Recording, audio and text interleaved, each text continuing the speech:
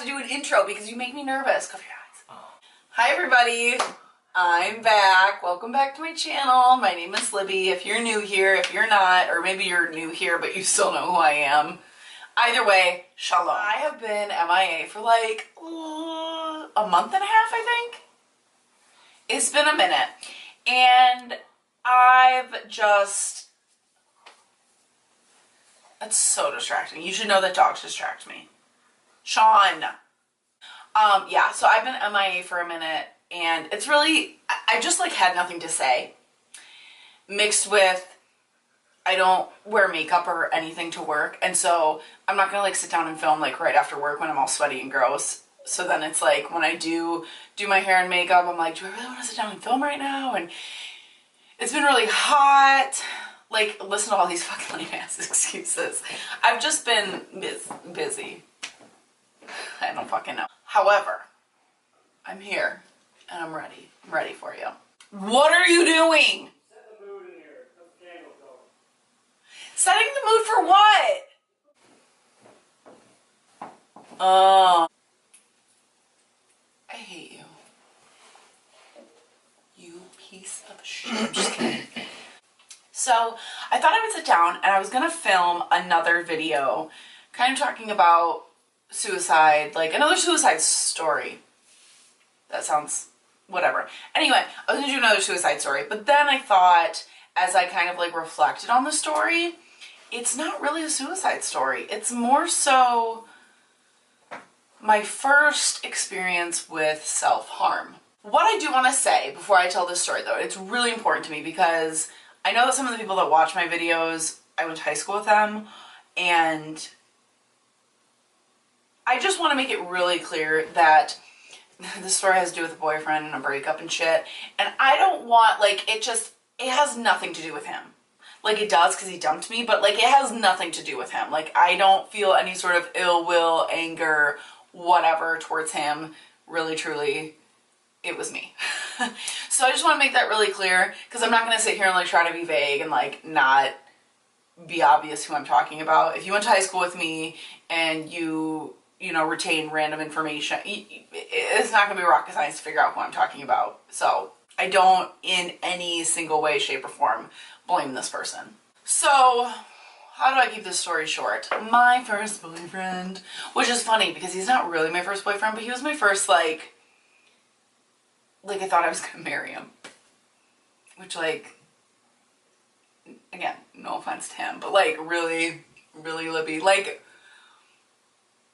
really, you thought you were gonna, really, anyway, but like, I loved him, and I just, whatever. So we dated my senior year of high school, and then we dated his senior year of high school because he was a year younger than me. How was? And I loved him, blah, blah, blah, whatever. So, for the record, we were never one of those couples that like dated, got back together, and dated and got back together. We were together all the time. He was probably one of my closest friends. And honestly, like in hindsight, like when I think about the stuff that he helped me get through, I'm so grateful that he was in my life. Because when I started dating him, I had been dumped, for lack of a better word, by my best friend. She had written me this 2-page letter, front and back, yes I still have it, telling me just basically like why I suck in every way. And I really felt like I had no friends. And actually about a week or so before my friend gave me that letter, I found out my parents were getting divorced. My mom was also battling breast cancer. I was just like in a really shitty place in my life, and he helped me get through a lot of that. I have this very like vivid memory of standing in the kitchen at what's now my dad's house and like just breaking down and crying, and I remember him like coming up behind me and hugging me, and it was just, he was just, sorry, we're having, shocker, dog issues. One of them's whimpering and I can't figure out which one of them it is. Anyway, he was just a really good friend to me, and he was just there for me through a lot of really shitty shit. Fast forward, we were together through his senior year, and I actually think it was like a couple days after his open house, we broke up. And by we broke up, I mean he dumped me. And I didn't see it coming. So he dumped me, and I was really, really upset, obviously. And why are you such bitches? Stop. So he broke up with me. And then for like a week, I begged him to take me back, and he did. And then he dumped me again. And it really fucking sucked. I mean, like, why am I dragging this out? It really fucking sucked. Oh my gosh, like, heartbreak is the worst pain. And I'm not just talking about, like, heartbreak from being dumped, but, like, heartbreak from just, like, you know, like when a friendship has ended or when, you know, whatever context it's under, but like heartbreak is just such a shitty fucking feeling, and you're just hollow and you're broken, and it's so like, it's not tangible. Fucking sucked so fucking bad. And so, yeah, I was fucking devastated. And at this point, by the time we had broken up, my parents had officially been divorced, my mom was moved out, and so it was just my dad, my little brother, and I living in the house. And I remember sitting at the kitchen table one day, and my dad had made us breakfast, and I remember like being hungry, but I couldn't eat. Like I couldn't eat at all. And I remember crying because it was really frustrating. I love food. And I just remember being like, I can't eat. I can't eat. And over the course of like 2 weeks, I lost like 15 pounds. Heartbreak is the best diet you'll ever be on. My parents were always the parents, like, you finish what's on your plate kind of thing. But I remember even my dad, like, I remember being aware of the fact that, like, my dad, like, he got what was happening. I mean, my parents, like, everyone knew that he dumped me. Like, it wasn't, like, a secret. But, like, I remember, you know, like, my dad wasn't like, you're going to finish what's on your plate. Like, I think my dad understood what it was I was going through.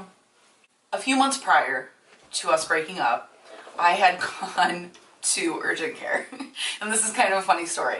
So I had this like stabbing abdominal pain, and it felt like, I mean, I've never been stabbed, but I felt like I was being stabbed. Like I couldn't walk, I couldn't lay down, I couldn't, like, nothing. So I went to urgent care, and I think they did like x-rays or whatever, and they gave me a prescription, and then I had to go see my doctor a few days later, and my doctor was like so geeked to tell me my diagnosis. I was full of shit. So basically, I just needed more fiber and was full of shit. So anyway, I'd been prescribed a bunch of like Motrin, ibuprofen, like a bunch of like very strong pain relievers. When I was going through this breakup, I remember I was in so much pain. Like I felt almost like I was in physical pain. I'm sure you can see where this is going. So I took the medication that I had been prescribed because I didn't really take it when I was going through the whole abdominal thing. And I took it for a few days, and did it help with the pain? Yeah. Did I know that I was getting high? No. I did not know I was getting high off prescription medication.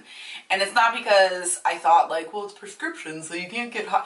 No, I don't think that that's what it was. It's just, I don't think it dawned on me because back then, I was a very, I don't know if they still use this term, straight edge.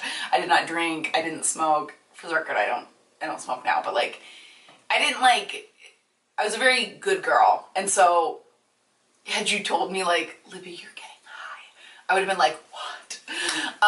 So I didn't know I was getting high off prescription medication, but I was, and I did it because I just wanted the pain to go away. I didn't know I was getting high, but I did know that I shouldn't have been doing it. And, I mean, fast forward, me and the kid are cool now. I got married. I'm in love. So, I'm good now. But that was my first experience with treating my body the way it shouldn't be treated. If you want to get into, like, diet and exercise and shit like that, like, do I, you know... But you get what I mean, like that's the first time I experienced self-harm. I guess if I want to, and this story might come up later in time because if I'm sharing with you all of my experiences with suicide or those kinds of thoughts or self-harm and stuff, this story will come up later, but since we're on the topic, And I don't know why I feel like the need to share all of this. Except I guess that's what I do, right? I share shit with you. I have hurt myself before. I have cut myself before.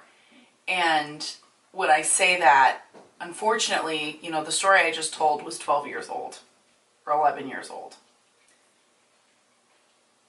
My stories that involve, honestly, my worst of times and my really dark, hard suicidal thoughts and hurting and cutting myself are very, very recent. Within the last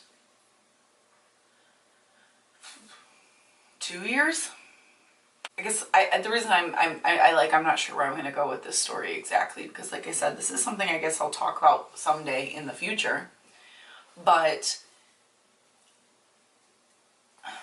I understand it. I understand, for me, when I cut myself, I never did it because I wanted to die. It was that I was going through so much like emotional pain and so much anxiety and stress and depression.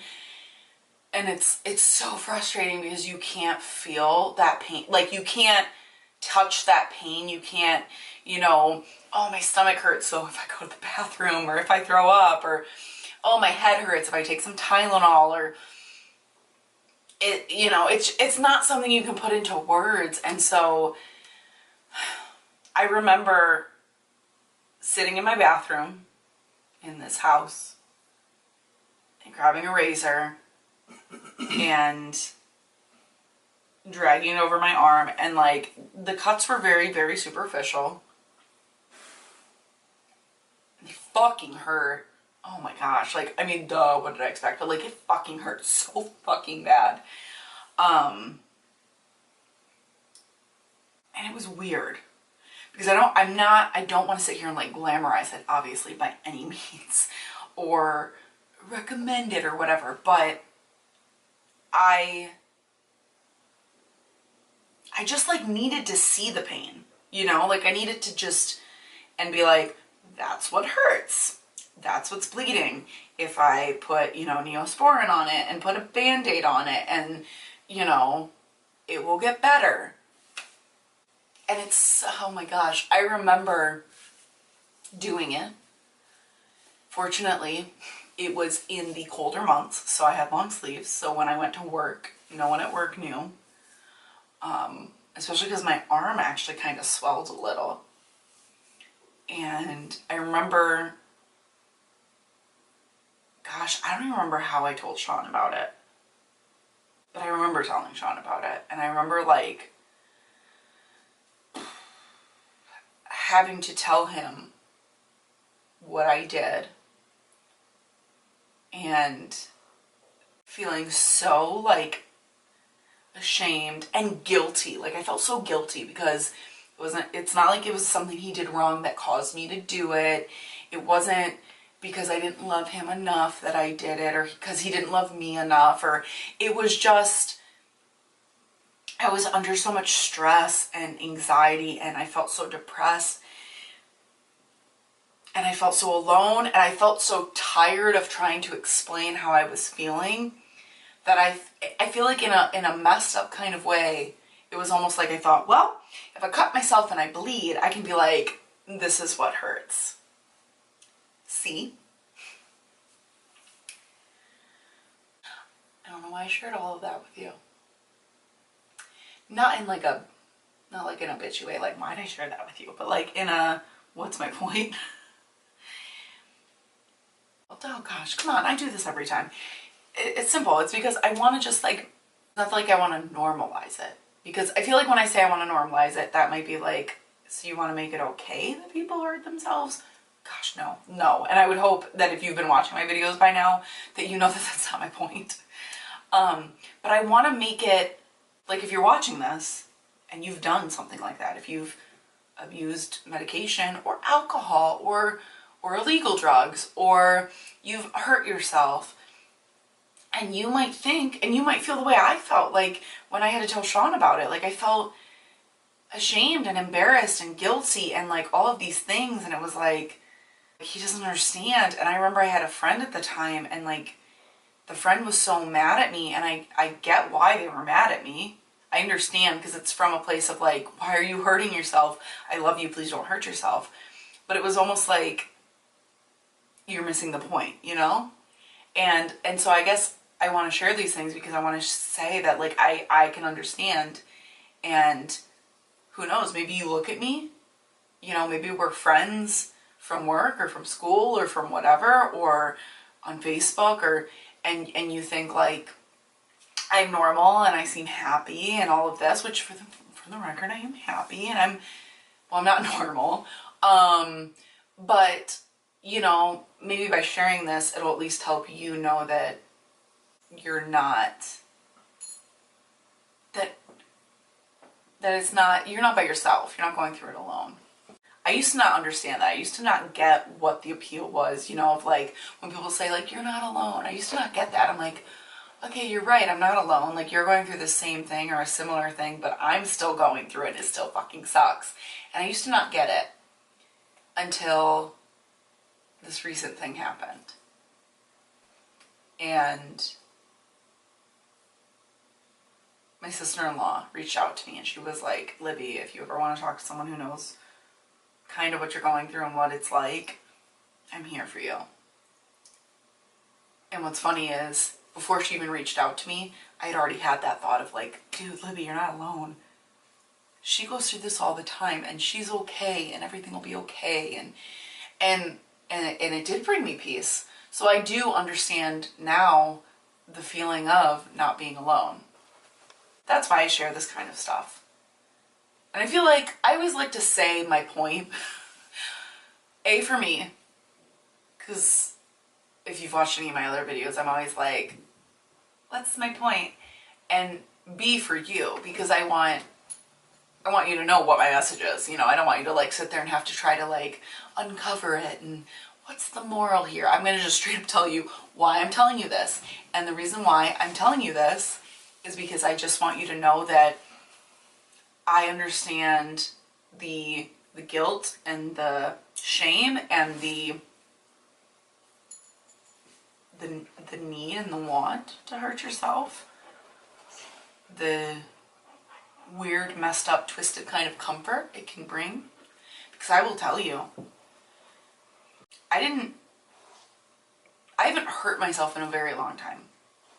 However, every time something really, really, really stresses me out, something bad happens, the first thing I think of is that I want to hurt myself.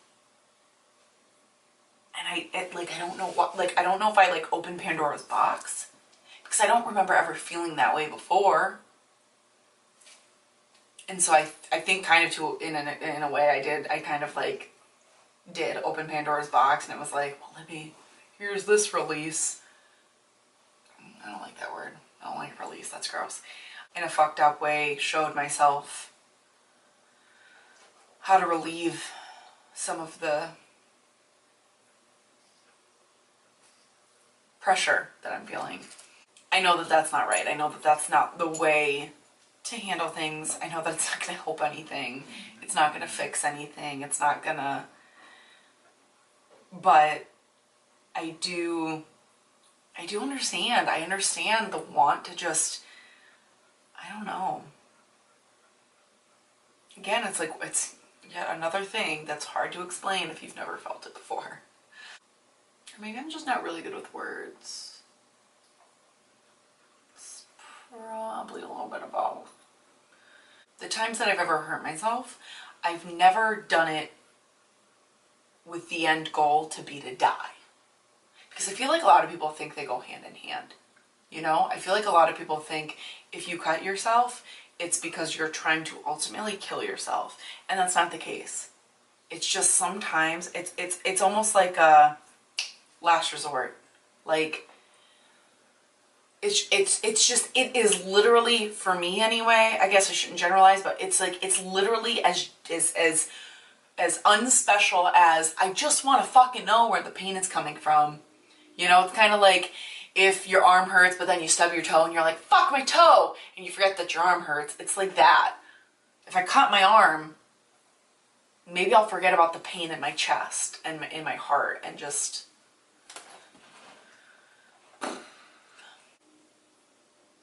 So I'm back. And I am really, I do really want to start, I gotta start recording more consistently.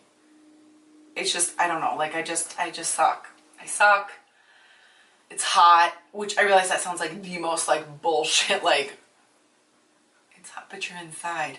And I'm wearing a hoodie, like I realize that, but like it's so fucking hot that like the last thing I want to do is like put on makeup and like do something with my hair and put on a bra, because I did put on a bra to film this video.